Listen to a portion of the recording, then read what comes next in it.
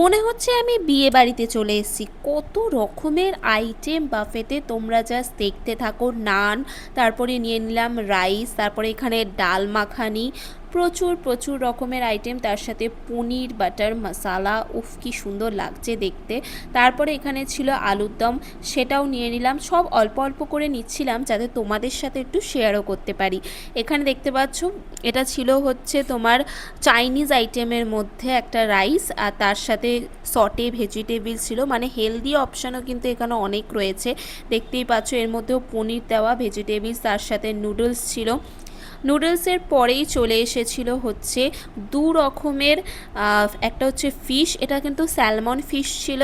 তার সাথে এটা একটা চিকেনের আইটেম ছিল, যেটা অনেকটা এই কোকোনাট মিল্ক দিয়ে বানানো হয়েছিল। তারপরে লাস্টে ছিল একদম লাল লাল ঝালঝাল মাটন। দেখতেই পাচ্ছ আনলিমিটেড মাটন, যত ইচ্ছা তত খাও। তো বিয়েবাড়ির মতো লাগছে কিনা বলো। তো আমি প্রথমেই নানটা দিয়ে খেয়ে নিয়েছিলাম আলুর দমটা। সত্যি বলতে নানটা এত সফট ছিল, আমি যদিও পরে নানটাই বেশি খেয়েছিলাম রাইসের থেকে। তার সাথে ডাল মাখানিটা তো সব থেকে বেস্ট বলতে পারো। ডাল মাখানি আমার সত্যিই খুব ভালো লাগে।